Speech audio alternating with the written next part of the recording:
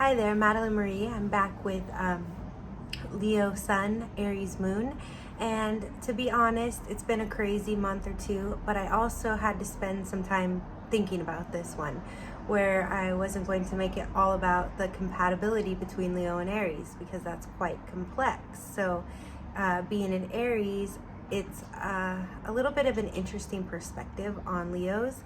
And so I will dabble in that a little bit, but I'll try to stay to the general personality of Leo Sun, Aries Moon. Also, I want to add that the site is back up and running, rotation411.com. The app may or may not be up. I'm actually redoing all of it, so that's another reason for the delay. I'm pretty excited to be launching that. I've also begun to add the links for donations. It's a paypal.me/rotation411. Anyway, I'll put the link down there just so I can get these videos out faster. So if you're anticipating your video, then subscribe and possibly donate so I can get to you a little bit quicker. I was trying to just use my own resources, but I've gotten caught up in other work projects, so I was building a Black Friday website. Anyway, I also want to add that I am going to start doing YouTube tarot readings, so watch out for that as well. With the Leo Sun personality, the Sun is what rules Leo. Leo is ruled by the Sun, so just having this placement is very dominant. And so going into the Leo Aries sort of compatibility dynamic, what we get is the thing about Aries is that Leo and Aries usually hit it off like right off the bat. They're enamored with each other, they feed off each other's energy, and there are some Leos that I don't have any issues with, but usually the honeymoon phase kind of wears off, and this could be in friendships, siblings. I'm sure it's back and forth over the years, and others, but Leo is very, very dominant. So, but they're also fixed, so they're the Sun, so they stay steady in one place, and everybody sort of rotates around them, kind of like a Taurus. So they're also very generous. The thing is Leo can also be quite vindictive. Now, you don't really see it coming, and it's sort of subtle most of the time, unless you really piss them off. But they are not going to be, they're not really confrontational. Like, yeah, they're not afraid to fight, and they won't back down, and they can be aggressive, but they won't confront you if they can help it. They will actually get you back in the same way that a Scorpio would. So be careful if you, and they won't let you know that you've upset them either. But with an Aries moon, now you have sort of a more driven Leo, I want to say, and also a much more fiery Leo. It kind of goes back to the double Aries video that we did. But where double Aries is sort of like very self-aware and self-assured, this Leo is going to be more self-aware and assured for a Leo, which Leos can already tend to be quite confident. So now you add this fixed Leo where everything kind of gravitates around them, and you add the Aries moon behind it to push the Leo forward. So it's almost like a bulldozer. You definitely don't want to get in a Leo Sun, Aries moon's way. You know what I mean? The other thing is that they're probably not going to be, well, Leo's kind of the king of the couch, like Taurus too. But they're going to be a very active person, especially with the Aries moon, because Aries, remember, the moon is the home, the emotional life. So this person is going to have a hard time sitting on the couch. It's probably going to be one of the least lazy lions of the bunch. If anything, they're going to be more of a hunter, than other Leos. Or, you know, think of the lion that's hungry. Like they say, stay hungry. This is definitely that Leo, and they are going to be probably quite successful. Okay, so some of the celebrities I found that are Leo Sun, Aries Moon are Jackie O, Whitney Houston, Daniel Radcliffe, and Antonio Banderas. Now, if you think about these folks, you know that they are set apart from the others. And look at the energy of Whitney Houston. Daniel Radcliffe led the whole Harry Potter series. And then Jackie O is a legend in her own right, and she didn't really do a whole lot besides marry the president and have great style. And she was even right up there with Marilyn Monroe, right? As far as, you know, well, anyways, I want to add, I did see that Tupac's a Gemini Sun, Aries Moon, and since I already did that video, I just thought I'd throw that in there, but I saw a lot of interesting ones to come. It was interesting as well that there aren't as many Leo Sun, Aries Moons, and this kind of goes to what I like to say about Aries in general, is that you usually don't find, I mean, you can find, my great-grandparents were both Aries, and they can do well as spouses to Aries, which not all signs can, but you don't usually find like two siblings that are Aries. You do once in a while, but usually when you have more than two Aries in a bunch, it just gets really hot. And even if it's not them, because they're all cool, the things around, if you have 3 or more Aries in a room, be cautious, because things can get a little out of hand. There could be like a fire, or it's just, Aries have a lot of energy, so they tend to set off electricity. Now when you harness that with a Leo Sun, now it's not like this cardinal crazy energy that can happen, especially during Sagittarius, Leo, or Aries season, which we're in right now, Sagittarius season. But it's like the sun is able to really take all that energy and like glow, you know, 10 times brighter. So look at Whitney Houston. I mean, it could, I was almost thinking the reason that we may not see this as often, they say there aren't as many Aries suns as like there are Taurus suns, maybe not as many April babies as May or something like that, but you might not see as many Leo rising Aries, or Leo sun Aries moons, because it's such a powerful duo. Like they stand apart. And the other reason maybe because it could be somewhat of a self-destructive kind of combination. I mean, Daniel Radcliffe's pretty solid, and so is Jackie O, and Antonio Banderas has had a great career, but just look at all the power that Whitney Houston had, and she was definitely talented and, you know, deserving of all that, but it kind of backfired on her at the same time.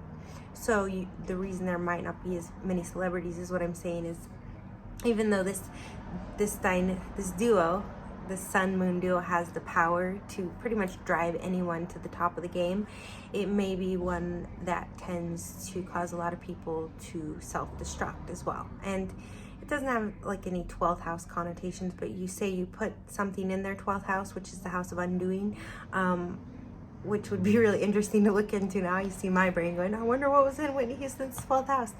But then this could be a hard, it could work against you, because it's so much, you're harnessing so much power. You've got the drive of an Aries, and you've got the glow of a Leo, where everything just magnetizes towards you.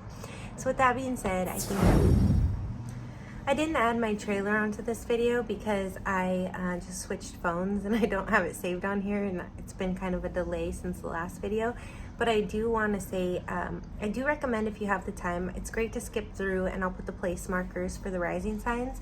But a lot of times when I get talking about the rising signs, I kind of go back into the dominant, you know, sun moon personality, or I touch on other combinations. So if you do have the time, then go ahead and watch through, because say you're dating a Libra rising, Leo sun, Aries moon, I might actually touch on that when I'm talking about Gemini or Aquarius or another air sign. So, or even one of the other duos. So I say, you know, skip to the part that you like, but if you have time, watch all the way through if you're really into this Leo sun, Aries moon, or whichever video you're watching.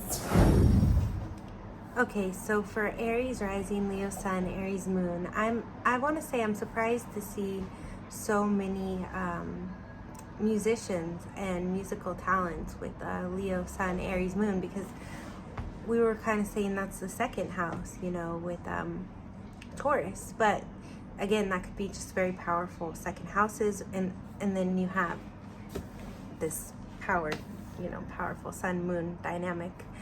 and so they're able probably to really harness that second house and bring it forward.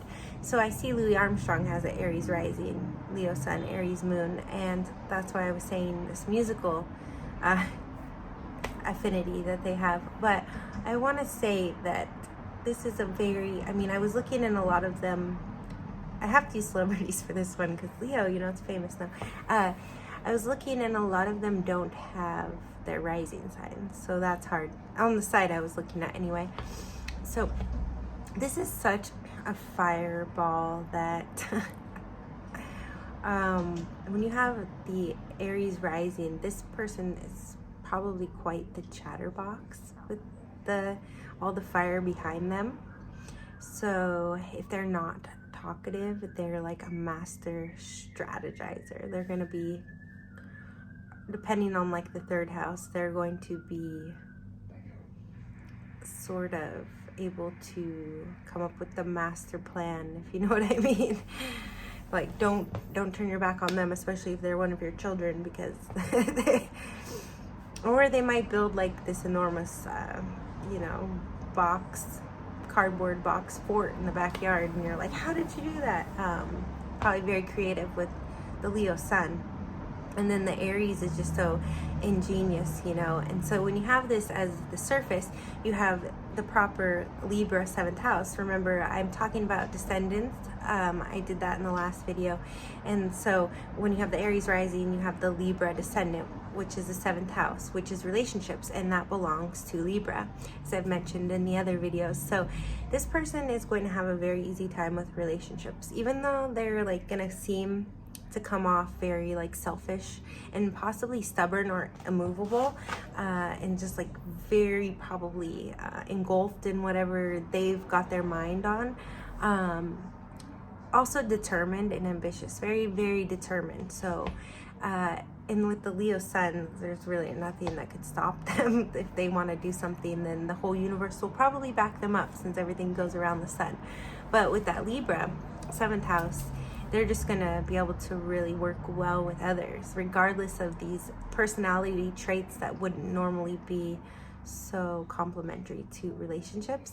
But with the Aries moon, it might be a little bit harder to live with them. Like I said, if you're a sibling, or they're your child, or your spouse, you're going to see a little bit more of a selfish side, but they'll also be very, very, very protective, and probably a very generous person. But it kind of goes back to that Leo vindictiveness. Like if they almost could use gifts to strategize against you. Not to like use you, but to like maybe say, oh, I'm mad at them, so I'm gonna get them a nice gift so everyone else will think I'm the good guy, you know, like something like that, if that makes sense. Anyways, now to date this person, you're kind of going to, well, there's always with a Leo, you're gonna have to worship the ground that they walk on, but with the Aries, you're probably gonna get a lot more adoration and attention than you would. With the Aries, you're probably going to get a lot, like the Aries rising and the Aries moon, you're probably going to get a lot more adoration and attention than you would from your typical Leo. So be prepared for that as well, because they might just really like lay it on thick, especially in the beginning, until they sort of get distracted with whatever projects that they're doing, and then you might have a hard time getting their attention. But as long as they don't have too much Gemini in the chart, they shouldn't be too easily seduced by others. So they could probably be pretty loyal. But with all of that Aries in their chart, with their sun and their moon, they may tend to sow a lot of seeds or play the field a little bit. Even the women might, maybe when they're younger, they might get kind of, and all these motorcycles going by now, they might get kind of an ego boost from just sort of the attention of suitors. So it might be a hard, especially if it's a female and you're male, she might be a hard one to catch. So that could be fun depending on what your sign is. If you're a Cancer or something, you might not have a lot of patience for that, or Pisces. Scorpio, you might be too jealous for that. So anyways, like a water sign, it might hurt your feelings because this person will just be wanting so much attention. But when they get older and they kind of get more settled in, then they could be very loyal and protective. and bring a lot of energy to the relationship. And you're definitely never, with an Aries moon, Aries rising, never going to be lacking in the bedroom. And with the Leo, you might get to actually cuddle up a little bit, and the Libra descendant. So anyways, on to the next one. So just a little side note, I had to leave the funky hair today for the Leo video, because Leos, they either like the funky hair, or they'll be like, oh, that's kind of cute, or they'll be like, what's she doing? That's so messy. It just, I guess it depends. But anyway, all right. So now we have Taurus rising, Leo sun, Aries moon. Now with Taurus rising, Leo sun, Aries moon, you're going to have, I would feel like, more of the natural affinity for singers. Now, I'm a little disappointed because when I looked up the celebrities, none of the ones, at least on the site that I'm looking at, have Taurus rising. But like I said, a lot of them don't have their ascendants up, you know, and Taurus can be a little bit more private. So maybe that's why their birth times aren't up. But I'm sure if you specifically looked up a Leo sun, Aries moon on the internet, you can dig a little deeper and find their rising signs. I know that site doesn't always have them, but it lists them for me. So I don't always refer to celebrities so much, but like I told you earlier, the Leo sun, Aries moon was a little bit more difficult for me, because with Aries moon, being an Aries, I know a lot of Aries moons, and I have personal examples with a lot of them, but I don't, personally, I can't think of any Leo that I know with an Aries moon. There might be one, I would have to go look, but as far off the top of my head, there aren't any Leos that I know with Aries moons personally. So I've been relying a little bit more on celebrities. Plus, Leo is sort of an indicator of fame. Like if you have, this side tangent, but if you have the midheaven in Leo or Aquarius, which is an axis, I just figured out, you're probably going to have some type of fame in your lifetime, if not a lot of fame. So that might be why I'm more celebrity oriented in this video as well. All right, now going on. So with the Taurus rising, Leo sun, Aries moon, you're going to have a little bit more of a couch potato Leo, like I had told you before. Leos can be king of the couch like Taurus. So you put those two together, you have a little bit more private Leo who likes to stay in the house a little bit more, veg on the couch. You'll kind of be amazed that they ever get anything done. But with these two fixed signs, Taurus and Leo, like I said, the world kind of gravitates around fixed signs, around the sun, around Venus. So that Taurus ascendant, which is how you come off to the world, is just going to be able to sort of draw things in with their beauty and their charm, resources as well. And their descendant, the 7th house of relationships, is in Scorpio. So that's the house of other people's money. So their relationships are very much going to be prosperous. Like they won't have any problem drawing in people to fund their projects, fund their lifestyle, fund their, this could be the gold digger sign with the Leo being so extravagant and loving luxury in Taurus and Venus. But if they have some placements that don't allow that, this person might be quite miserable. And if they had like Pluto in the 2nd house, which I have, so I'm not saying anything bad, they might be very materialistic or greedy, or I mean, I have it there, but it plays out differently for me. But they could be kind of like greedy or looking for people to take care of them. Now with the Aries moon, so let's say you got this, this is how it is to date them. Let's say you've got this Taurus rising, Leo sun, and then the Scorpio descendant, who's kind of, I mean, Leo's pretty self-sufficient, independent, but you've got them kind of all being taken care of and used to luxury. And then you have this, and it's kind of part of their relationship house, right, with Scorpio being in their descendant. So they have to deal with other people when it comes to money, whether they rely on those people or not. But now you put the Aries moon there, which is a very, Aries like their alone time. They're very independent. They like to do their own thing. They're not waiting for anyone. They're the pioneers, right? If you're not coming along, Aries is out there freaking trailblazing, figuring it out. So at home, this is the person at home. They're going to be kind of annoyed by other people. They're going to need some time away from other people. And I know I've said that with some of the other combinations in the other videos, but you might see a little bit more of an attitude here. And with this Taurus rising, they might just straight shut you out, you know. Like, I've seen Leos do that to many people too with my clients. They're like, but you know, there's other reasons that happens too. But so Sun square Mercury. Anyway, all right. So this could be someone where if you're dating them, it's kind of like you're always sort of taking the lead, but you kind of feel, you might feel taken for granted at times. Like they don't appreciate your efforts because they kind of just will expect you to do things. And then the Aries is gonna get kind of tired of you, especially if you like live together. So you're like, that's nice, like we're doing all these community things. Taurus and Scorpio are relationship signs, you know, that's their ascendant, descendant.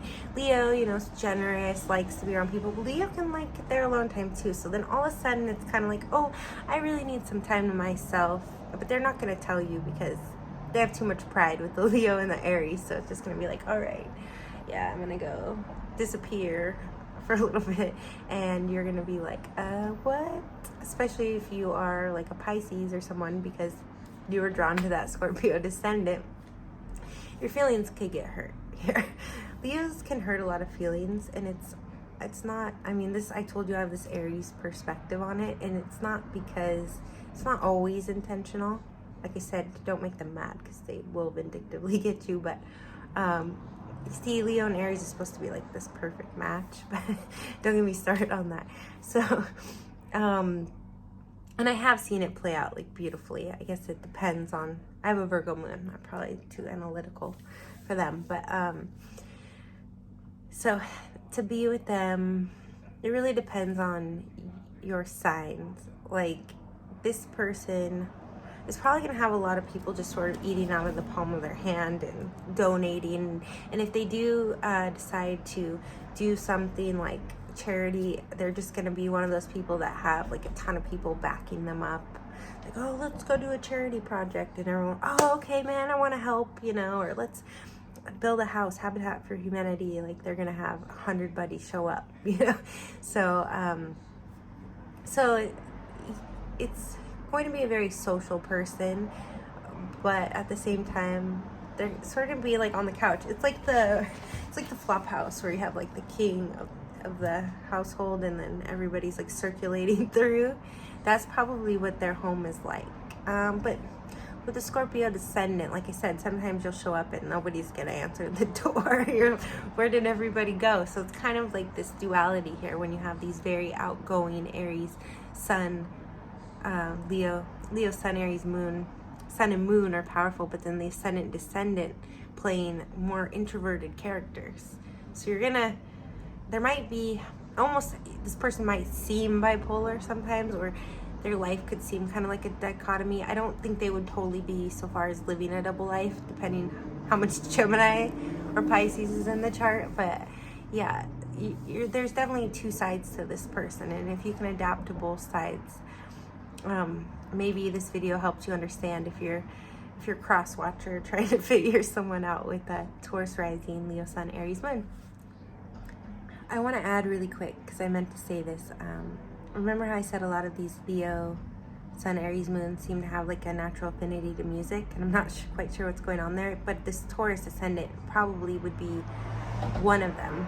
If I couldn't find a celebrity, if they have a Taurus rising, they're going to have even more of a natural affinity to music, because remember, this is how they come off to the world. So they're going to be able to really use their voice. And with that 8th descendant with Scorpio and other people's resources, people might really want to spend their money to hear their voice. So if they're not a famous singer, they might be successful locally or something like that, or they might be like successful in the church choir or something.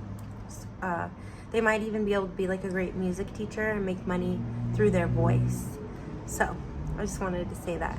All right, now on to Gemini rising, Leo sun, Aries moon. Now here is where you get the double life. Only on the surface though. So what would the descendant be here? The descendant would be Sagittarius. So this person is going to be a very active, very social, not like the Taurus ascendant where they're on the couch. They're probably never going to be on the couch. Most likely they're going to be traveling, and they are going with all, basically here you're probably going to see more of the Gemini rising, like very great communicators, very charming, and the Sagittarius 7th house descendant, where they're going to have a large social group. And we talked about that with Cancer, but with Leo Sun, it's going to be like very,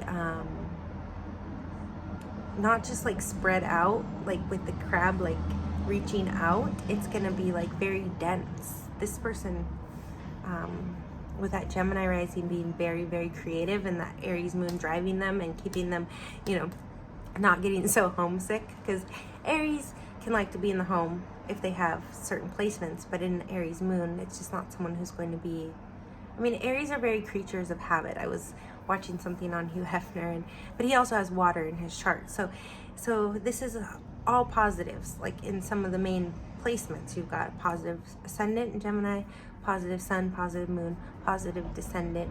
This person is going to be very, very, very, very, very outgoing. The Gemini rising is going to be very social, always wanting to talk to people. The Leo sun is just going to back it up and draw people in like no other. Depending on the midheaven, this is probably, just based on the ascendant, sun and moon, this is probably like the making for a celebrity right here. It's someone who can definitely handle fame. If they're not famous, they're going to be someone who's just very involved with people. This is, I should look up, I think there was some Gemini risings, but this is someone who maybe they won't be, you know, world famous, but they're going to be like one of those network marketers, or like public speakers that just out there, like Tony Robbins type. I should look up what he is, but like out there just talking to people. Maybe it could be with Aries moon and Jupiter ruling Sagittarius in the 7th house with the relationships. Could be sort of a guru, someone that people look to for advice, and somebody who's likes to travel, so, and talk to people. So this is someone, if they're not a public speaker, they could be a preacher. This is somebody who, I mean, of course it depends on the where Jupiter falls and where the sun is falling in the houses, but you've already got like the solid foundation for this.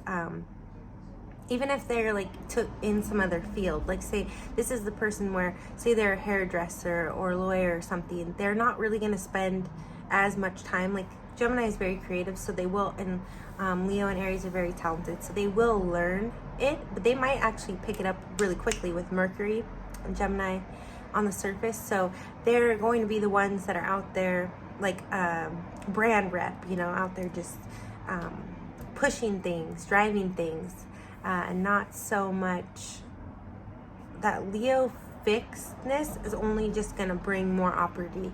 In the sun is just going to bring more opportunity to them to be able to go out more, you know. So it's not going to be your typical Leo that's kind of like sitting there at the center. This Leo is going to be much more of a go-getter than other Leos, but wanting to, because most Leos, they don't even have to. And I'm sure this person doesn't either. Now, to date this person, they're going to be quite the flirts. So unless you're very flirty and charming yourself and don't have a lot of water, earth in your chart, don't be surprised if like they catch your attention and you're like, oh, they really like me, and then they treat the next person exactly the same, because they're genuine, you know, but they are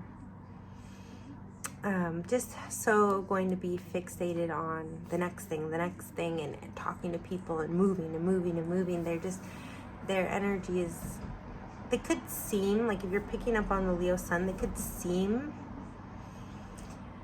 and they are stable in their personality, which is the sun, which will be magnified. So they could really, it almost could be confusing. Like they seem so loyal and solid and stable, but that Gemini rising, they're just going to be out there just, and unless you're an Aquarius that can stay home and not be put off by it and just welcome them home, or you are really out there yourself. But even then with Leo, I mean, you gotta, the competition of the wills, but that could actually be balanced out here a little bit with Aries moon, because like I told you, a lot of times Aries and Leo, trying not to go back to the compatibility of that, they're cool at first, and then Aries starts to threaten Leo's pride or authority, and it's sort of because, and this I'm saying is like, think of this in the person with the moon being Aries and the sun.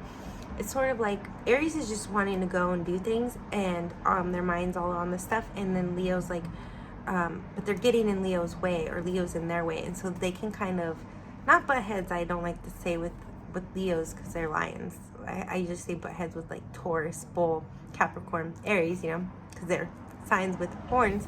but so when you have these two together, this Leo actually could be sort of balanced by the Aries moon. And this is why I encourage you to always maybe watch the videos all the way through if you can, because now I'm touching on things I didn't hit before. But so this Leo might actually be a little less prideful and arrogant, even though they have more fire.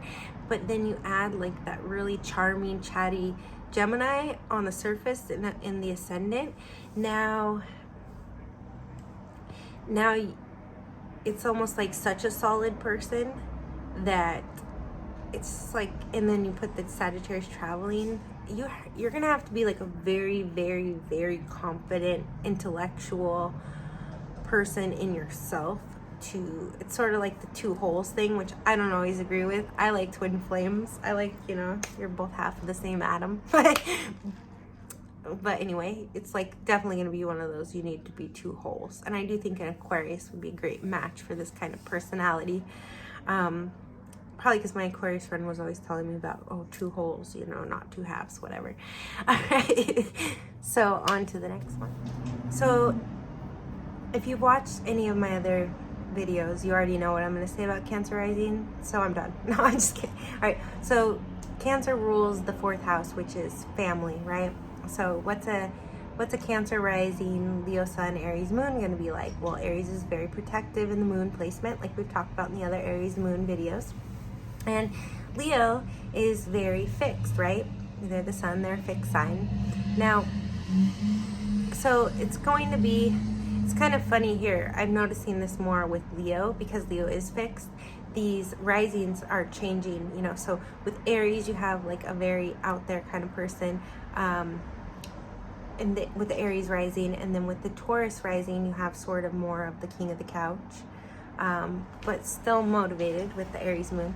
And then with the Gemini, I told you they're just gonna be out there all the time. But with the Cancer rising, it's kind of going back to the Taurus rising. This person not just going to be the king of the couch, master of the flop house, because Leos can tend to be, you know, the ruler of the roost even in jail. That's anyway, but Cancer rising wouldn't go there. Cancers are well behaved. Anyway, the descendant is going to be in Capricorn. So this person is going to be slightly career oriented, and because the Cancer rising, they're going to want to be home more, or they're going to be more focused on the family. Remember when we talked about Cancer rising in the other videos, this is the person who's going to pull out the picture book. It's, what are you doing this weekend? I'm going with my family, whether that is they don't have their own family yet and they're going with their siblings and their parents, or they have, everything's about the kids, you know. So with the Leo sun, this is just going to sort of like really enforce that, you know. They're going to be the center of the family, whether it's the higher nuclear, like I said, the parents, or, you know, their own family, and they're the lead of it. Now you add the Aries moon in, and I've said this in the other videos as well, they're going to be the ones, you know, over at their parents, building projects for their parents and things like that. But when you add into the 7th house that the descendant of Cancer is Capricorn, this person, their whole focus in life will be on the family and the home, and that will all revolve around them. Or if not, if they are more independent, because they are Leo sun, Aries moon, they're could have like some sort of reputation from the family. So it could be like their father was a famous banker or poet or something, so they get part of their identity, because the ascendant is the identity from the parents, if they're not actually so focused on the family. Because Leo and Aries, like I said, are a little bit more independent. But when you put Capricorn, like I was getting to, in the 7th house, this person with relationships, it's all going to be about career. So you kind of have two kinds of people here. You could have someone who's like very career driven, trying to live up to the expectations of the family, or the shadow of the father or the mother, right? Or you have someone who's just very focused on family, and then they only have relationships outside of the family that involve career. But they also could say they're adopted, or you, or if you're one of these people and you're watching, which would make sense, you could almost just like adopt your work as your family. So this could be someone who sees their workplace as, treats everyone, like they're very career oriented in relationships, but they treat everyone that they work with like family. So a lot of people don't like to mix, but with the mix like family or work and pleasure. But this person is like the one who might be running the company picnic, or if they have Capricorn, they're going to be, it's corporate, so it's career, so they're going to be so involved in the corporate entity that they may, just basically treat everyone that they work with like family. And to date this person, I think I've said this before, like other Capricorn risings, and this would be Capricorn descendant, but I think this kind of person, and with Leo really being the rule of the roost and standing out in the company, and then Aries driving them and keeping them not having to be home so much, even though they will like their alone time. Like I said, the Aries moon is going to want to venture out sometimes and do their own thing, or just stay home and do a project in solace. Or because Aries, we want to, let me do it. But in the moon, it's more going to be in the home where they're like that. So, so to date them, you're probably going to want to work with them, like I've said, like with the Capricorn risings, or you either want to work with them, or it's almost like this could be someone that you could have. I said this was Scorpio rising in the Cancer video, but it's like you could have someone you could maybe start a family business with, like as a couple. And it could, remember how I said this might be someone living in the shadow of the parents' success? It could be you're setting that bar for your children. So you're having that kind of success that your children might not know how to live up to. Or you're setting the family business for the children to work for. And then you have a Scorpio rising, Cancer, Sun, Aries, Moon child that works for that. So anyway, all right. On to the next one. Okay, so now we have Leo rising, Leo sun, Aries moon. Now with the Leo rising, Leo sun, Aries moon, you are going to have someone who is, just anytime you have Leo rising and Leo sun, I'm sure it's somebody who is going to be just very magnetic. Like I had said with some of the other combos, but times 10, they're the sun. Everything is going to revolve around them. And it's not that they're selfish. They're very beautiful. People like to bask in their rays, So just to be around this person is going to be so magnetic that you feel like you got a tan, or you're more beautiful. But you have to be careful too, because the sun can burn you and the sun causes aging, which, little esthetician tip there for you. So so it's almost like someone that might be a little too hot to handle long term, and they could have a hard time in relationships not burning themselves or burning others. Now with the Aries moon too, I feel like Aries moon with this double Leo is sort of going to be like a bystander or a little oblivious. And remember, the moon is somebody's emotion. So again, I'm seeing like, it's almost like if they had an earth moon, they're gonna get burnt sometimes. Aries is the baby of the zodiac. So sometimes this double Leo power, it's so powerful and it's fixed. And so Aries moon might try to like charge ahead in emotional ways. So this is going to be, as far as career and all that, as long as let me go back to this. If they try to charge ahead in emotional ways, they might find that Leo's so fixed, and it's like they come up against themselves, and it could hurt. It could be burnt. They could burn themselves. And as far as opportunity, they're going to just be so magnetic, and all these people and all this opportunity is going to be gravitated towards them, and people are going to feel this from them. They have to be careful, because it's like, I'm trying to think of the analogy or an analogy like this, but when people like for example, back to celebrities, because we're talking about Leos. And here you have Aquarius in the descendant, which rules relationships. So this person, again, sort of like Gemini rising, but almost times 10, is going to just have a natural affinity, kind of like a Cancer midheaven, where they just see Leo midheaven and Aquarius midheaven is like massive fame for the most part, but like a Cancer midheaven is where they just they like people and they get out there. This person just naturally, people are going to be drawn to them, but because of the Leo, and I don't like I said, I'm not Leo's favorite. I'm Aries. I'm supposed to be, but I'm not. So I'm like, great, I'm making a video for Leos. I'm scared. Anyway, but Leos can be a little bit arrogant or flamboyant at times. Just saying. So, and I think I looked at Andy Warhol, I'm pretty sure is this. And if you've ever seen Factory Girl, not to go on a side tangent, you can see the story of Edie Sedgwick and Andy Warhol. Edie Sedgwick was an Aries. Andy Warhol's a double Leo, Aries moon. So I'm sure that conjunction, her being an Aries and him having an Aries moon, is why they were so close at one time. But she might have made a few mismoves, but for the loyalty that they had to each other and the natural affinity, probably with that sun moon conjunction, he really hung her out to dry. But anyway, so you have to be careful here, because when you're a double Leo, you have, and that's a great example, Andy Warhol, you know, the factory, everybody was coming in and out, and Andy Warhol was the center, the sun, everything was just revolving around him.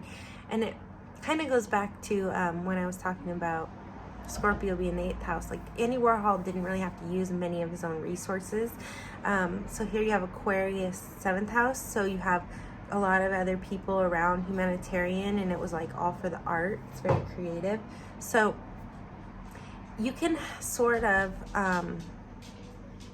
you have to be careful, because an example with Andy Warhol in that movie, besides the dynamic that I just explained with Edie, is she got sucked into that double Leo, and even though she was an Aries and like could really connect to him, she got burnt really, really bad.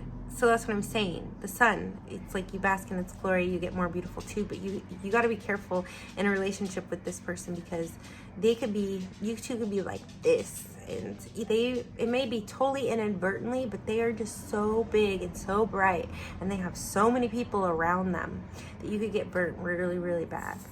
And they'll kind of just, it's not the most personable. I mean, Aquarius rules the 7th house of relationships, which is all about humanitarian and on a global scale, though. That's why it brings fame as well. So this isn't a person that has like a lot of empathy for the individual. So they're more about, you know, they're out there, they've got all these people around them, so you'll just be kind of left as a casualty. I hate to say it. So and you can't be as big as them, because that's where I was going, the Leo pride. Like, this is going to be magnified times 1,000 here. And I'm not saying that this person's not fun to be around because they're prideful. It's just going to come out in other ways where it could be hurtful to others, or others could be not even just taken for granted, but like straight up washed, hung out to dry. Like, so with that being said, because it's like when Scorpio's in the 7th house and the Taurus ascendant, this Leo would be living off other people's resources. But when Aquarius is in the 7th house with relationships, and that's also the house of resources, the 8th house. Okay, so it's not going to be so much about resources there. Yeah, it's just going to be, there's going to be a lot of people wanting to bring things into this Leo person. And if you're one of those people, just be careful that you don't give too much. And if you're a double Leo and Aries moon watching this, and you really care about someone, just be mindful that if they all of a sudden self-destruct, that it might actually have something to do with you. I'm just saying. But I don't know if you care or not, but I just put it out there. All right, so that is that, and we're going to move on now. I want to add that I welcome you all to leave comments or questions, or if you disagree or your viewpoint. And I mean, I may get around after I do the first 144 videos to making a second one to comment on like, oh, I'm a double Leo Aries moon and I'm not that way at all. I would love to hear it, you know? Anyway, now we go on to Virgo rising, Leo sun, Aries moon. Now, with the Virgo rising, this Leo could actually kind of get a little annoying, because I mean, I have a Virgo moon and it can be kind of annoying, like analytical. So when you meet them, they're going to be very caring, but kind of nitpicky, like very detail oriented, especially with Leo being very like J-Lo is a Leo, right? And I don't think she has an Aries moon, but they are just going to be so like, think of J-Lo, she every detail down, hair different every day. So this Virgo moon's gonna like be like that times 10. And so when you meet, I mean, Virgos are caring, but this is on the ascendant, so it's who they are coming off as. So they would be good at being like a stylist or something, just very detail oriented. And Leos definitely have a flair for fashion, and Aries can too, actually. So I feel like Aries are more hit or miss, and Leos are like always on point 90% of the time. And then so with Virgo, it's just gonna be like, yeah, it's kind of an interesting one, because usually I don't associate Virgo with being super creative, but Leo rules the 5th house of creativity, and Virgo is so detail oriented that I feel like Virgo here could really harness the creativity. And we're gonna get into Libra rising next, so I'm probably gonna say something very similar there. So just thinking, I just thought of that. So yeah, this person would be a good stylist, because they can be out with the Aries moon. They're not going to need that attachment to home. And Aries can be very innovative and pioneer. So this person could possibly be quite the trendsetter. I would say if you are this combination and you don't know what to do with your life, you might want to go into fashion. or if you're Libra rising, which we'll get to. And to date this person, I feel like when you meet them, they're not going to be, I've said this in a few other videos, but they're not going to be the way that they appear or come off of as at all.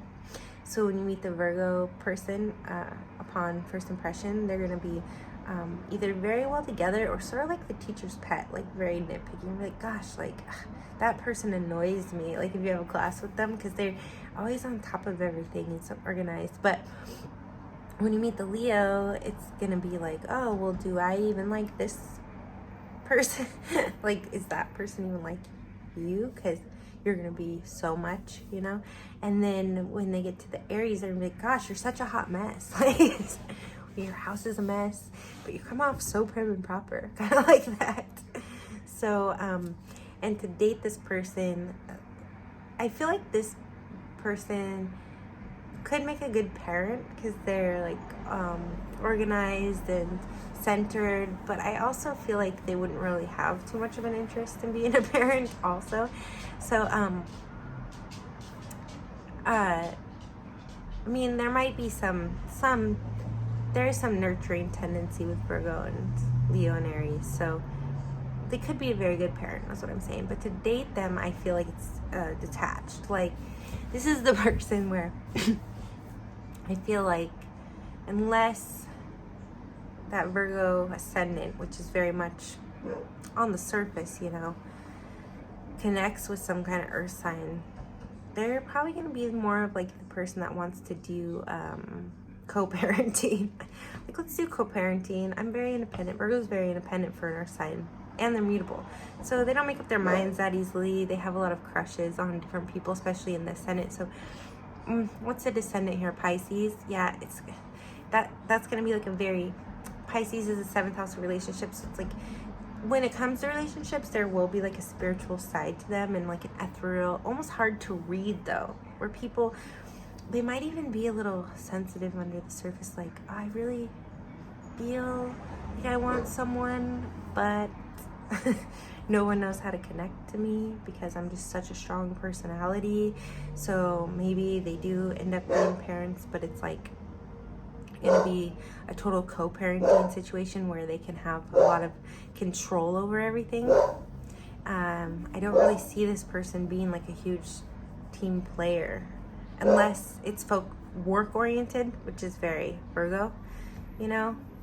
So I feel like this person might just have not a lot of casual affairs, but almost because Virgo is so, I guess it would depend on the Venus sign too here. But because Virgo is so kind of,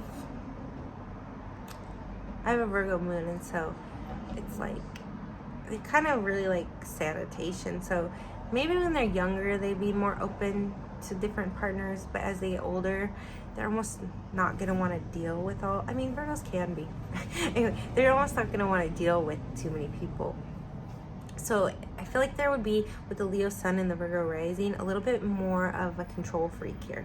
And Aries can be controlling too. So this person could be sort of like, I'm trying to think, yeah, they're going to need things to be a certain way. They're going to be very particular, very much creatures of habit, even though they have this eye for trends.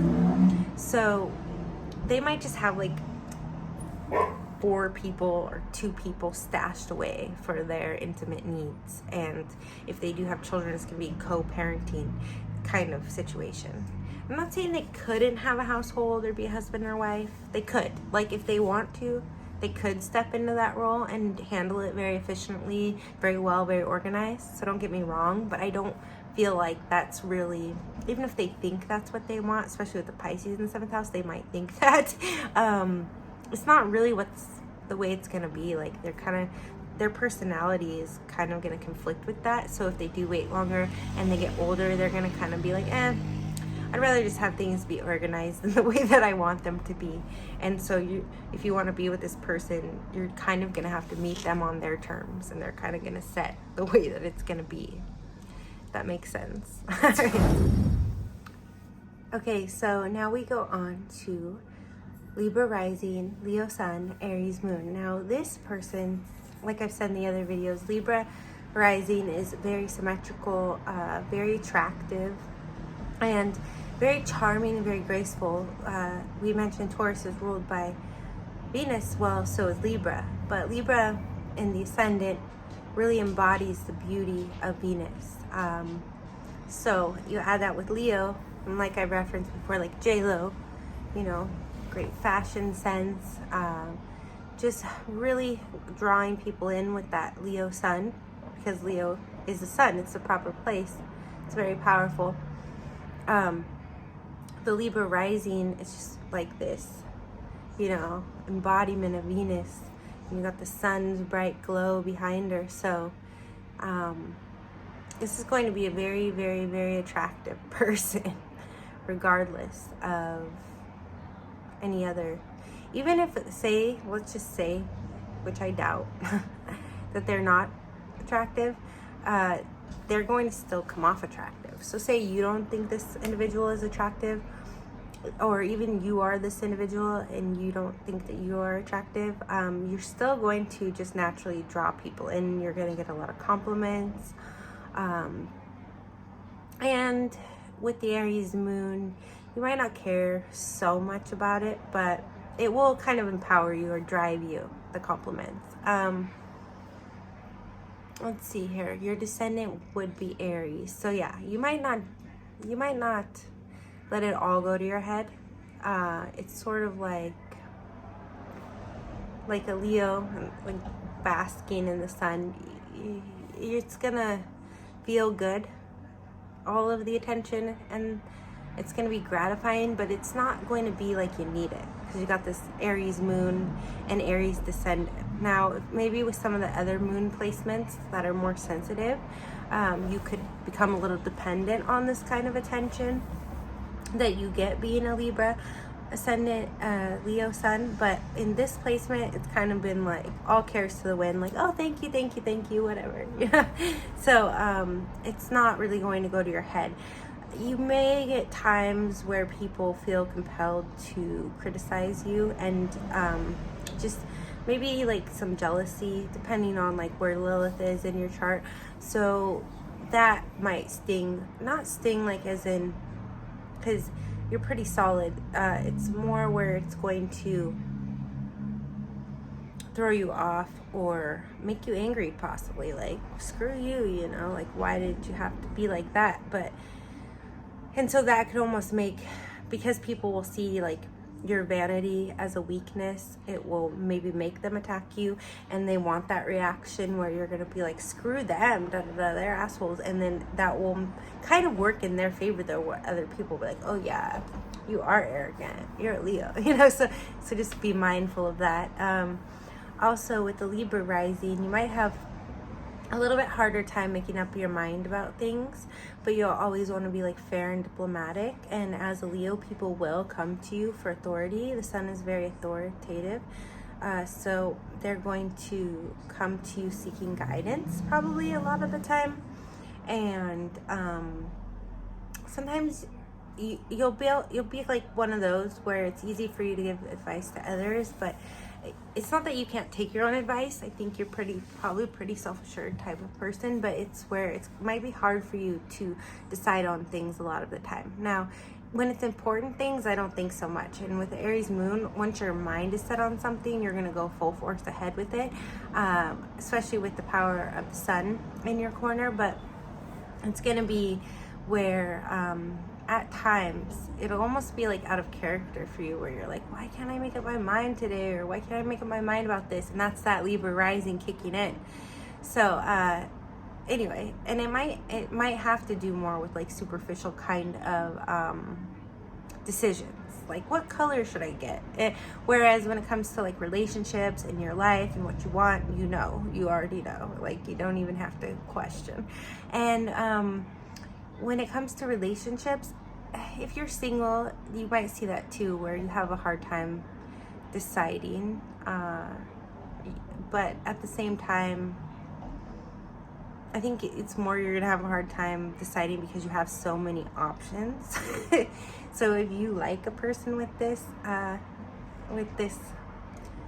natal, these dominant natal placements, just know that they do have a lot of options. So if they choose you, like really try to respect that Leo side of them. And know that even if they are very strong, that they do have this Aries moon that is the baby of the zodiac. It needs to be coddled and reassured. So don't let them fool you. It's not that there's a super sensitive side to them, but they do need sort of maybe like a parent figure, but not like someone telling them what to do. I don't think that this character, that you would go for that. It's more you want someone that you know is out for your best interest in your corner here. I also want to say, to be with this person, that say you like someone with this arrangement, you probably want to work on your appearance a little bit. And it's not because they're vain and they have a lot of options, which anyway, it's because it's like they're not going to be as nitpicky as like the Virgo rising when they look at you. But oh yeah, this is why I say that. It's because they're going to have, with the Venus Libra rising, this sort of beauty about them. And it's not, I said this in one of the other videos about one of the combos, but it's not so much that they need the trophy boyfriend or girlfriend, which is what I had said. It's that they're going to just sort of have those kind of relationships where they are the cute Instagram couple, you know. This is going to be one of those people that just, when they get with someone, they bring that out in them. And so if you're kind of like me today, a little thrown together, that's okay. But it's not that they would totally judge you for it, which they might. It's just that they will bring some of that to whoever they're with. So say like you're a little disheveled, just being with this person might bring out a more attractive side of you, where your hair just falls into place better that day. But at the same time, if you kind of let yourself go, you want to clean up a little bit for this person. Just because you got to see yourself as being the other half of a beautiful counterpart, you know, like yin and yang. say they're very attractive, it's not that you have to like go and change yourself, but just, you know, try to look your best, like first impressions, you know, as much as you can. And even if you're with this person for a long time, try to keep on top of that, because it's not that, like I said, they'll judge you for it or look down on you. It's just that they're not going to tell you. And if you are too different in the public sphere, they just may not relate to you after a while. They just be like, you're nothing like me. And it might not register in their mind that it's based on looks, you know. It's not really, like I'm saying, it's not a vain thing. It's more like that is their counterparts. You have to rise to that, you know, to that standard. And it's not because some Leos could be this way, and I actually don't think with an Aries moon that's really going to be like this in the heart. But it's just, they might, it's like a mirror, like they're not going to see you as the person next to them, and they might not even equate that with looks. Now with some of the other moons with Leo sun, we'll get to those videos as we progress. Anyways, all right, so now we go on to, I'm all over the place today. I haven't shot one of these videos in a while. So now we go on to Scorpio rising, Leo sun, Aries moon. Now this character, of course, is going to be a lot more mysterious, but also very attractive. Leos are very attractive, as we've discussed. Libra rising is very attractive, but you know, Scorpio rising is very sultry and very mysterious. And so it's, I said this with one of the other risings, but you've got the sun behind it just like glowing out, but then you've got like this dark mask over it. So it's like, I feel like with this Scorpio rising, more than with some of the other sun placements, people are going to be like always trying to peek over the Scorpio mask. Like, I see the sun shining behind there. What's going on? You know, so people are always staring at you. This is why, because they see you're the sun and you feel like the sun, but they see like this mask and they're trying to see who's behind there. Where other Leos, they're like, oh, hey, it's the sun, let's go sunbathing. With you, they're like, you know, there's the sun's back there. There's some gold, you know. Sun, Leo also represents gold. So it's almost like a pot of gold, like shimmering but hidden, you know. So people are going to be very curious about you. Now, people are always drawn to Scorpio rising because it's mysterious, but with you, it's not just a mystery because they can see there's something back there. It's not, I wonder if something's behind the Scorpio rising mask. It's, I see it back there. So they're gonna, if people come up to you out of nowhere and they're just very curious all the time, this is why it's the Scorpio rising here. And with Aries moon, there might be days where you're like, oh yeah, this is great, I'm a Leo and everybody is curious about me. And other days you might be like, everyone is annoying me, I'm trying to get my errands done. You know, because Aries moon's like, I'm trying to buy groceries, like, you know, I'm not a celebrity, why are you messing with me? So this person could be a little more temperamental too than the other Leos with Aries moon. Yeah, and also because you have the rising Pluto and then Aries Mars, and then the sun just sort of magnifying that. So this is not one to mess with. And as far as dating goes, I feel like, well, of course, with Scorpio, you always have more of a sexual undertone, but I feel like this person is going to be, not that they're going to be all over the place, although Aries could stimulate that, and like I've said with some of the others in younger years, probably more, but Leo and Aries and Scorpio can be very loyal signs.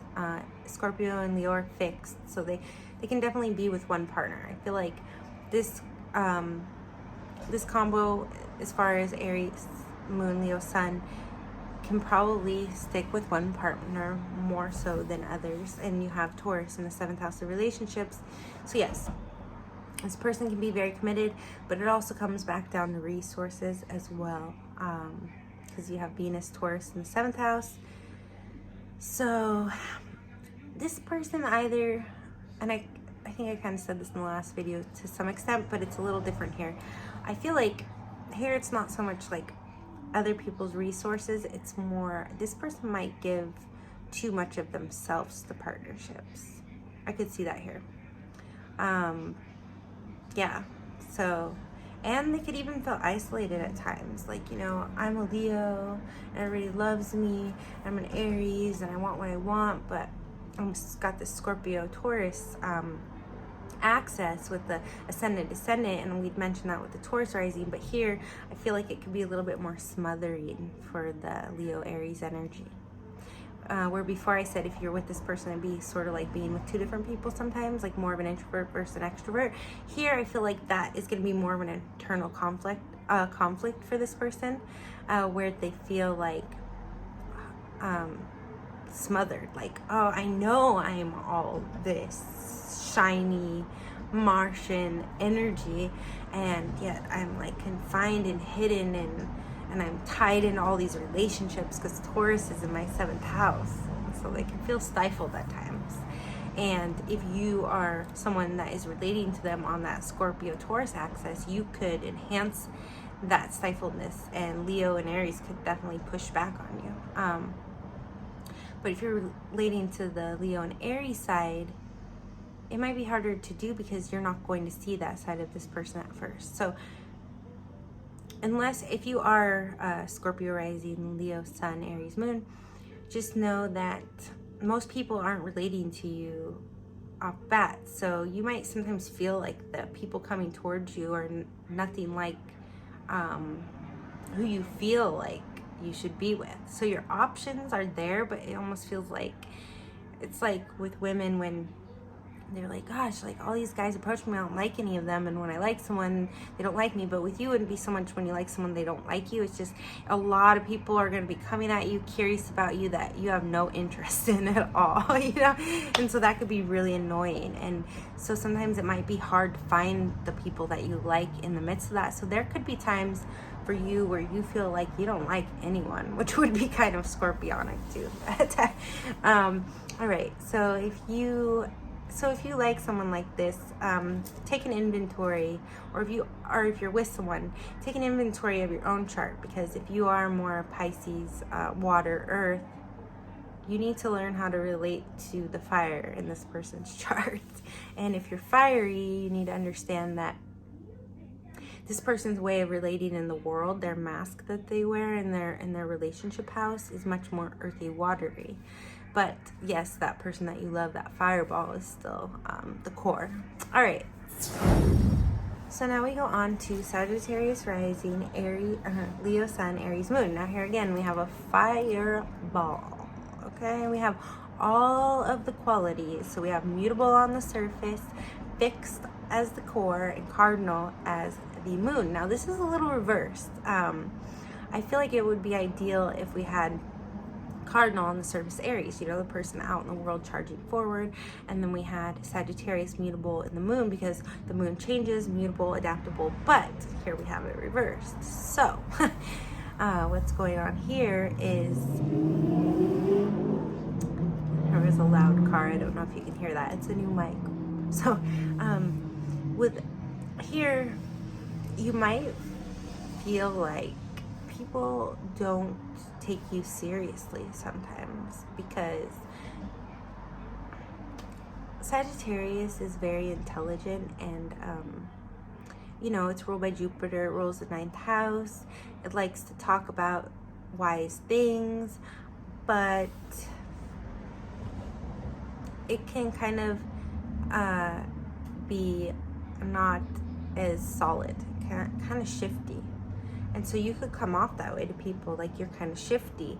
And when you're a Leo sun and you're fixed, and you're an Aries moon and you're very determined and one track minded, and you know what you want, to have people treat you like you can't really make up your mind, or you don't really know what you want, or you're just all talk and you just talk about these big philosophies, but you really have this Leo sun that's like very dedicated to your ambitions and your things, because this is going to be a very ambitious person. You're very ambitious if you have this. You're all three, you're fireball, but you're able to balance it, right? Because you've got you're gonna be able to balance. It's like a juggling act, but you're gonna be able to balance all of these different fiery energies. So it's almost like a fire juggler, but like a really good one where you're throwing it all and you know what you're doing. But because people see you juggling these different qualities and you have this Sagittarius mask, they're gonna be like, yeah, I don't know if he's for real though. And even if you've like accomplished great things, because you have, you know, Leo Sun, Aries Moon, people are still gonna kind of treat you like you're not really that serious, and that could be very frustrating for you. You might not get the recognition that you deserve, or you might get it, but it will be like in an abstract, almost, especially with a little bit of Leo pride mixed in. No offense, I'm trying to go light on that. You might feel like it's sort of like backhanded compliments, where it's like people are like, yeah, you're really good at that, but of course, like, duh, like, you're attractive. You know, you're just like, so you're saying I didn't put in the hard work, you know? And your 7th house is Gemini, so again, mutable, very communicative. So a lot of people here are gonna think that you're all talk. And the best relationship that you could have, I would highly recommend that you don't date water or earth signs, because they can be very critical for you or way too emotional. You're gonna get really frustrated really quickly with them, because when you're talking, it's very like intellectual, philosophical, and they're gonna be like all up in their emotions, and you're like, why do you keep making this about you? Or, you know, so I would highly recommend that if you have this. I mean, you could possibly be with like a water earth sign, but you, like, say you are, and you're like, well, that's not right, because I've been married to Cancer for like 40 years. Well, for one, Cancer and Capricorn are partnership signs, so they kind of are the exception to the rule, I guess, a little bit. But let's say, for example, you've been with a Taurus for years and you have this Sagittarius rising, Leo Sun, Aries Moon. You probably should look up their natal chart, because I'm going to tell you that at least 60%, if not more, of their chart is made up of air and fire and very dominant. And that's what you want if you have Sagittarius rising, Leo Sun, Aries Moon. Especially with like the Aries patience factor is very low in the home and relationship, right?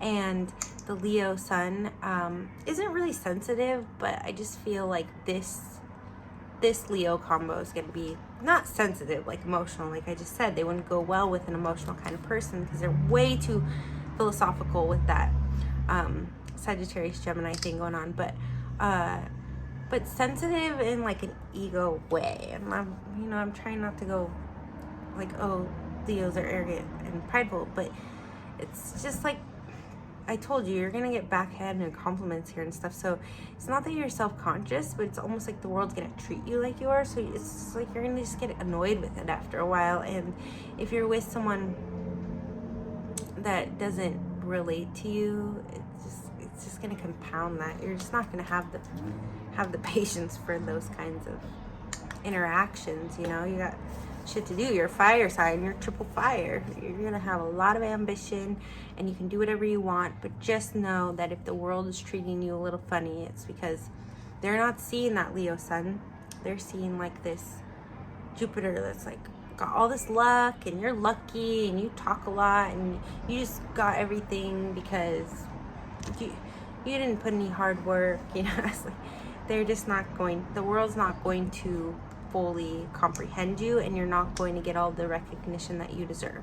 And like I said, you'll get it, but if it throws you off a little, it's gonna be like a sensitive ego thing. And I'm not saying because you have a sensitive ego, it's just the way that they're gonna come at you. It's like gonna hit you sideways sometimes, and it might make you become more sensitive, or it might make you become more hardened. So just be aware of that. Like, don't care what other people think.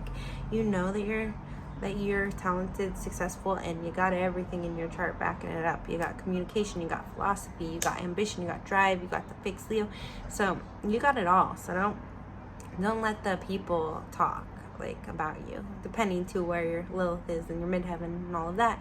And to be with this person, like I said, you're probably gonna ideally want to be air or fire sign, or have a lot of it in your chart, at least like your moon, or All right. Okay, Capricorn rising, Leo sun, Aries moon. So I've said this before, Capricorn rising, very pretentious coming off. And then you got the Leo who's got a sense of arrogance to them.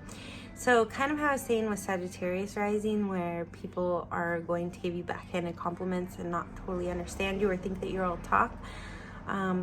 Here you're going to have where people think that you are very stuck up and very arrogant, and your 7th house is in Cancer, so you probably really are relationship oriented and very empathetic with people, but people are not going to see you that way. But you will have like a tight knit circle, and Leos do have that too. I haven't really mentioned that in this video yet, but Leos usually have pretty tight knit close friends, even though they kind of, like I said, have a dense network outside of them. So so you're going to have, if you're not really close with your family with Cancer ruling your descendant in the 7th house of relationships, you're going to have like a very tight circle. And on the surface, you're just going to seem like you're all out for success, gain, ambition, and you're going to have a lot of ambition and drive. And Leo's just going to be like the powerhouse, and Aries moon just going to, like I said, give you the ability to disconnect emotionally. And I'm not saying that Aries are not emotional or that Aries moon is not emotional, but it is definitely, if Capricorn rising and midheaven, if Capricorn rules the midheaven of career and those people are very career driven, then Aries in the moon placement is really almost like a mutable sign, as in it adapts. It's like Aries probably can adapt more in the moon placement than in any other placement. I mean, I don't want to say that as a definitive, but for an example, like in the sun, Aries is much stronger, is not going to adapt. They know what they want. But in the moon, Aries is going to bend to the will. So it's almost like a mutable sign there, but also it is sort of like a cold sign, kind of like Capricorn. So if Aries in the moon bends to the will and could be as cold as a Capricorn moon, but see, Capricorn moon is going to make all the other placements seem cold, just like Capricorn rising is going to make someone seem pretentious even if they're not. So an Aries moon here bends to the will, so it's going to kind of take on more of the traits of like a Capricorn moon. If that makes sense. Even though Aries isn't really mutable or necessarily adaptable, because it's usually on its own. In the moon's shifty, the moon is adaptable, right? Cancer rules the moon. So Aries is very strategic, and they're very whatever they want, they go for 100%, 125%. So if the moon, the emotional house, is like, my rising's Capricorn, my sun's Leo, and Leo is also very strong, it's all driving towards career ambition. Aries is going to be right there backing it up like a choo-choo on the train. No, like the gears, like rear wheel drive or whatever, like the back steering, you know. Oh, you want to go towards career? Here we come, you know. And it's just going to be more power, just more weight pushing it forward. So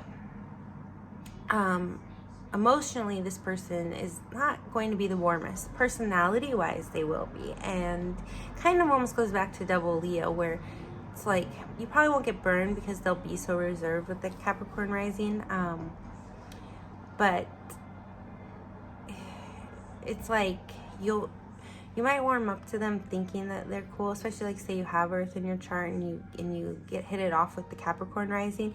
Then you meet like the Leo personality and you're like, oh, okay, it's a little different than what I thought, but still pretty solid guy. And then you're like, damn, this is hot, like, you know. And then you're like, oh man, there's nothing even sensitive underneath here. But when you get when you're just interacting on like a relationship transactional level with the Cancer descendant, then you'll realize like there is some empathy there. It's just not in the home, it's not in the heart, it's not in the personality, even though the personality is very warm. it's more in like interacting. So it's like, you know, 7th house also rules like legal partnerships and things like that. So it's going to be more like if you make a deal with this person, all of a sudden you're like, wow, like you were so reserved and you have like a nice warm personality, but wow, I never, like in the deal, you're so empathetic. It could almost be, I mean, it's not really going to change a whole lot about this person, but there is going to be a certain circle of people that are going to see this like softer, more empathetic side. And it might not necessarily be the wife or the children. Could be people at work, like people that this person's making deals with, but legal binding. So maybe the spouse could see the more sensitive side. And Aries isn't too bad to live with, I don't think, if you can mind all their clutter and their projects. Okay, so yeah, to be with this person, just, you're gonna, it's kind of like the opposite of the Scorpio rising, where I said they're gonna be different. It's like that Capricorn right up front, you're not gonna be drawing in the wrong mates at all. You're not going to have people around you don't like the right people are going to come to you. Virgos, Tauruses, like water signs, and Leo can handle all those different signs pretty well. So yeah, this person's going to draw more people that relate to the Capricorn Cancer side of them. So yeah, like I said, if you're Leo and you're like, why do I always date water and earth signs when I'm supposed to go for Aries and Sagittarius? Well, this is why. And if you are with an Aries or Sagittarius, they probably have water and earth in their chart. Anyway, now we go on to Aquarius rising, Leo sun, Aries moon, and the descendant here would be Leo. So we kind of have double Leo forces at play, because remember the 7th house is relationships. So I feel like this person is going to be just a really warm, not hot, like really warm person.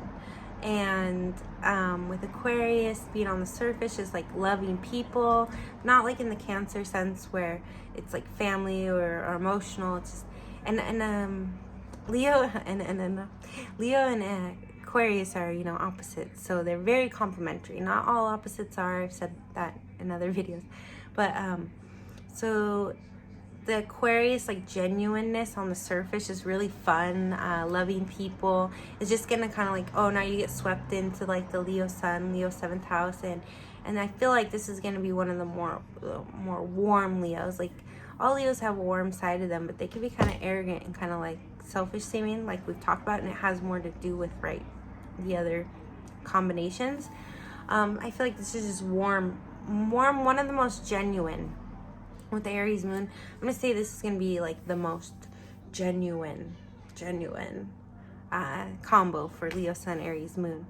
And they're really gonna like to help people, and they're gonna have all this to back it up. So it's really someone you want on your team. And I don't think it's someone that's gonna just go for little causes. Like say they just work in the high school as like the coach, they're gonna be the ones like, if they're gonna be like taking the kids to state championship, not by like we've gotta go like sheer force. It's gonna be like because they're just so able to communicate with people, and they have so much energy to bring and so much positivity, right? These are positive signs, very warm.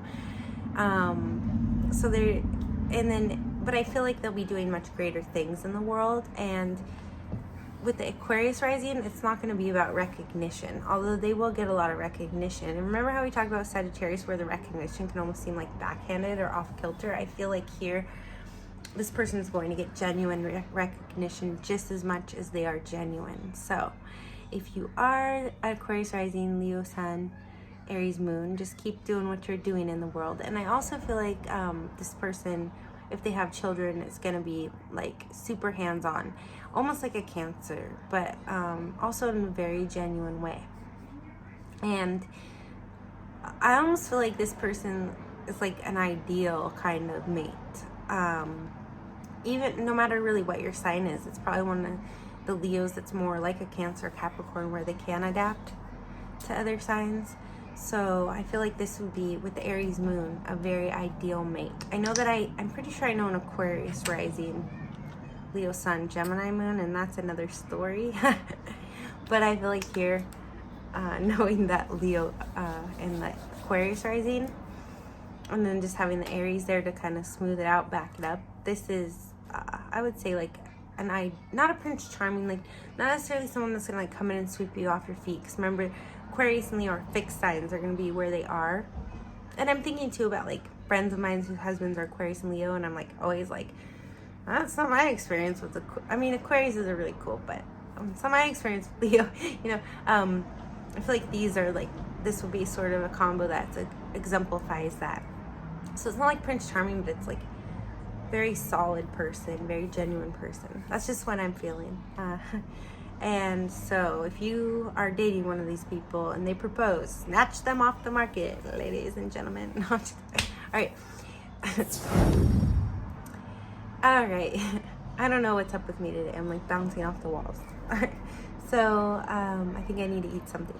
So we'll wrap it up with Pisces rising, Leo Sun, Aries Moon. And I do want to say that when I was looking, when I was looking at the celebrity charts earlier, and I had mentioned Whitney Houston, and I had said something about Leo Sun, Aries Moon possibly being like a sign that could have some self-destructive qualities, and I said it probably depends on the 12th house. I've actually been saving this for last. Whitney Houston actually had a Pisces rising. I mean, I had used her as an example of someone who might self-destruct, and it might be why you don't see this combo so much in nature. And Pisces rules the 12th house, the house of one's undoing. And I don't think that about Pisces or the 12th house at all. It's like huge, very important, very interesting. Neptune, Jupiter. I could go on for days about the 12th house and Pisces. But I said this sign might be more prone, Leo Sun, Aries Moon, if something's in their 12th house, because they're so fiery and strong, they actually could be more prone to self-destruct. And I said Whitney Houston is an example of that as far as the celebrities in the list. And I'm not saying anything bad about her. I love her. I actually insulted Bobby Brown by expressing my love for her being greater, and he had offered me his scarf, and I feel really bad about that to this day. So anyways, so I'm not saying anything bad about her, but I'm saying like, there's a video I want to make, and I might just wait until I get to it, and it's, Aries Sun, Scorpio Moon. There's Mars Pluto things going on that I figured out in relationships, and then I figured out how they apply natally. And I want to make a video about it, but I think I'm just going to wait till I get to like the Scorpio, Aries, Pluto, Mars combos, just because of time constraints. But so what I'm saying here is, if you have a Leo rising or Leo Sun, Aries Moon in there, and they're so powerful that they could possibly self-destruct. And I said it would probably be more based on 12th house things. And then I say the one celebrity example we have of someone who, I don't want to say she like self-destructed, like we don't even know, it could be conspiracy, like I don't know, because I love Whitney Houston, so I'm not saying anything bad about her. I just want to get that off my chest. But Pisces as the ascendant, the ruler of the 12th house, like I said, it could be 12th house thing that makes these people self-destruct.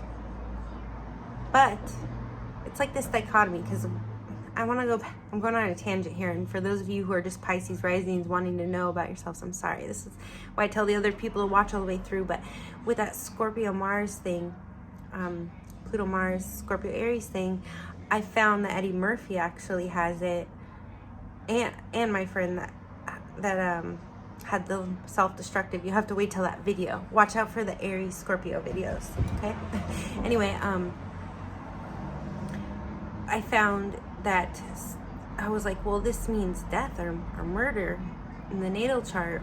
So having Aries Scorpio, wait till you get to those videos, but also it could mean mega success, like beyond this lifetime.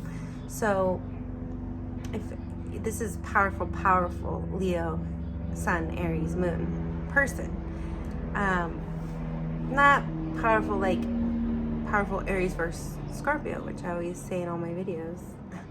That's the great debate. But with the sun here, it's like magnified times 1,000. So the point of the matter is if you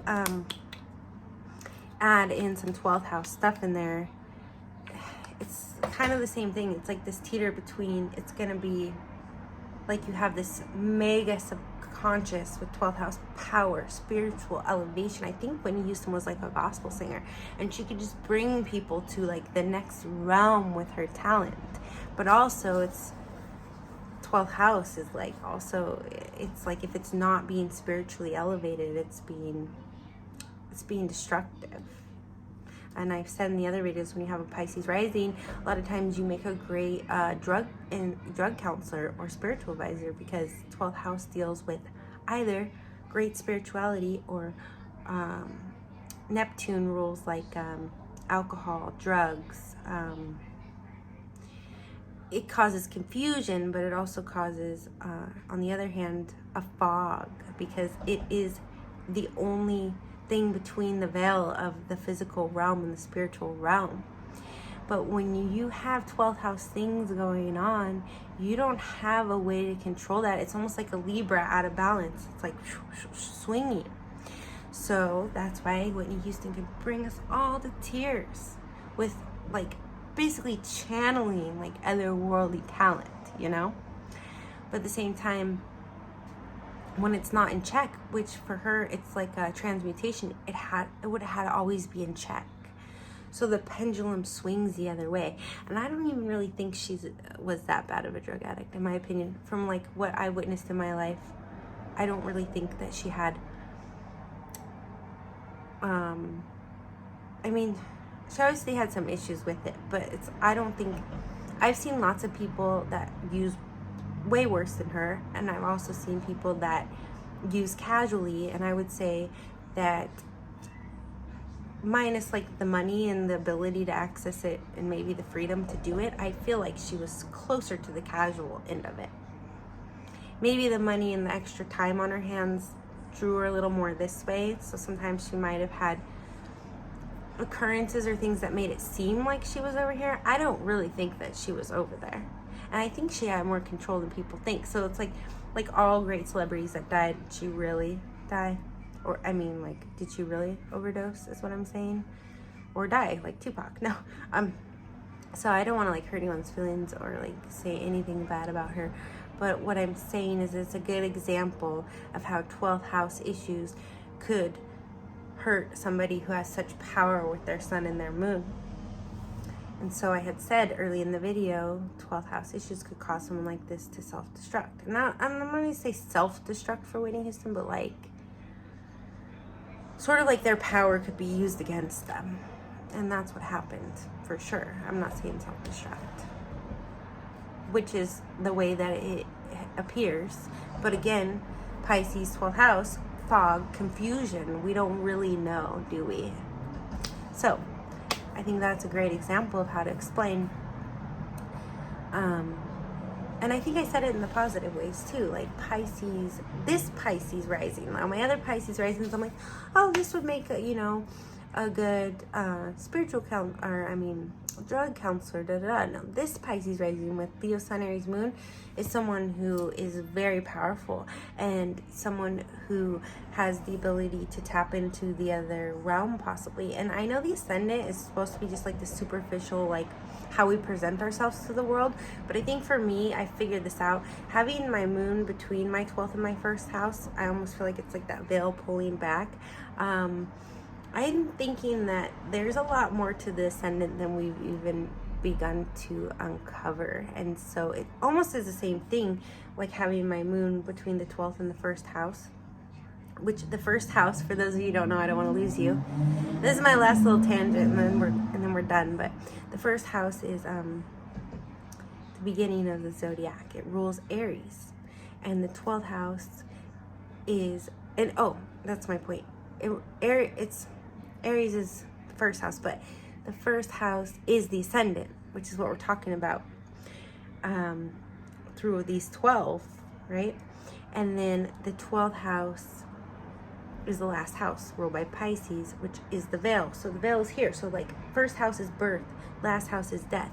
So like moon there, that's why I'm intuitive, right? But with her ascendant being in Pisces, ruled by the 12th, now she kind of has the same sort of thing going on. She's able to bring things in from the other worldly realm, or if not knowing it spiritually, even though I do think she was a spiritual gospel singer, she's bringing it in. She was bringing in that energy from the other side and touching people with it, because she was able to bring it forward into the world. Very, very powerful Pisces rising, Leo sun, Aries moon. Because Leo, I don't have any Leo in my chart, I don't think. I think it rules my 11th house. Friends. But Leo is like popular, fame. If you're midheavens in Leo, you're famous. Leos are just naturally, everything gravitates towards them. They don't even have to like flick their fingers and they control things like a remote, you know?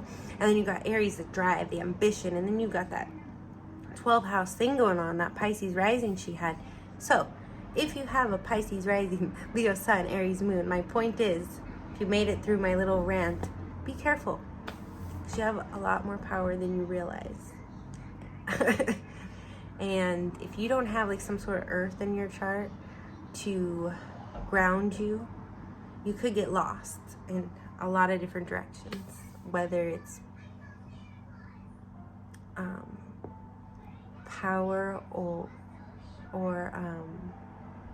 like bringing so much to people that you're like too valuable to them almost. Like, anyways, I'll let y'all meditate on that, and you can leave me some comments if you have any questions about Pisces rising, Leo sun, Aries moon. And I'm going to wrap it up. I hope I didn't lose you there. And like I said, I always encourage you to go through and watch the whole video if you are one Leo sun, Aries moon, or you have someone you're really interested in, because I do kind of drop little tidbits, and it's not because I'm trying to get you to watch the whole video. It's just because my mind, like, I just say whatever. There's no filter here. So there is some organization, but oh yeah, I thought of this, da da da. So anyways, thank you. Like I said, I wasn't going to ask for donations, but just to get through these videos a little quicker, it would help if you'd like to donate. I think it's, I'll put the link in the description, but it's paypal.me/rotation411. I believe that's the way it reads. And keep your eye on the website, rotation411.com.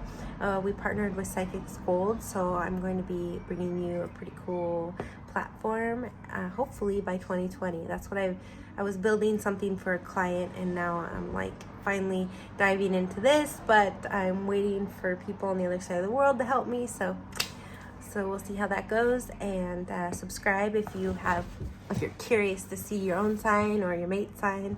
When I come through, it's 144 different signs times 12 with all the risings. So what is the math again on that one? Watch my introduction video. All right, thanks.